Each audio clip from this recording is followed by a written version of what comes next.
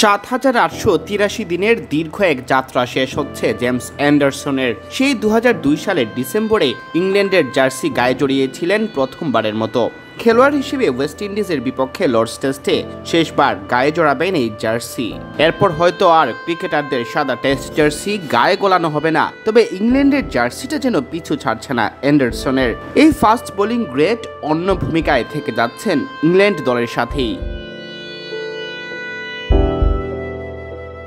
West ইন্ডিজের বিপক্ষে test সিরিজের প্রথম ম্যাচ দিয়ে বর্ণাঢ্য কেরিয়ারের ইতি টানছেন ইংলিশ পেসার অ্যান্ডারসন। তবে অবসর নিলেও ইংল্যান্ডের সাথেই থাকছেন এই কিংবদন্তি।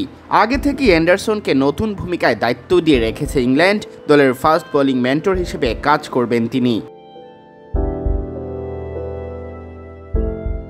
ইংলিশ এই পেসার ১৮৭ টেস্টে ৭০০ উইকেট শিকার করেছেন। কোনো পেসারের তো এই কীর্তি নেই, এমনকি তার চেয়ে বেশি উইকেট আছে ইতিহাসে মাত্র ২ বোলারের। বয়স হয়ে যাচ্ছে ৪২, থামতে তো হবেই। তবে কোনোভাবে অ্যান্ডারসনকে হাতছাড়া করতে চায় না ইংলিশ টিম ম্যানেজমেন্ট, তাই আগে ভাগেই দেওয়া হচ্ছে নতুন দায়িত্ব।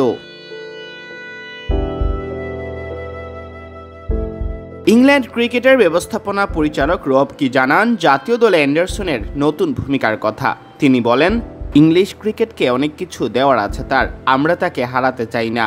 যখন তার কাছে জানতে চাইলাম সে খুবই আগ্রহ দেখালো। আগামীতে তার সামনে কাজের অনেক সুযোগ আসবে। সে যদি এই খেলার সাথে থাকার সিদ্ধান্ত নেয়, ইংলিশ ক্রিকেটের জন্য তা হবে সৌভাগ্য।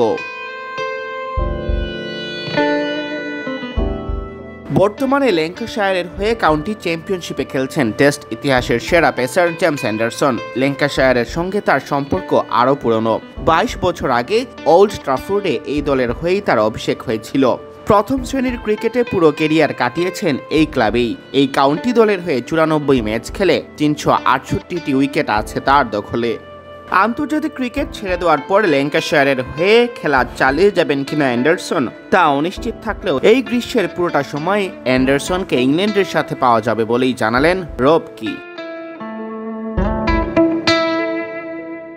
তিনি বলেন, ল্যাঙ্কাশায়ারের হয়ে তিনি কি করতে চান সেটা লর্ডস টেস্টের পর হয়তো ঠিক হবে। আমাদের মধ্যে কিছু আলোচনা হবে কোনটা তার জন্য সেরা সে বিষয়ে।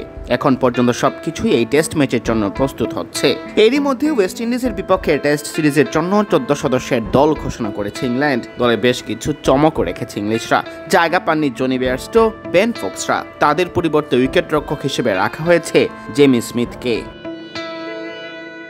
সিয়াম চৌধুরী, BD Crick Time।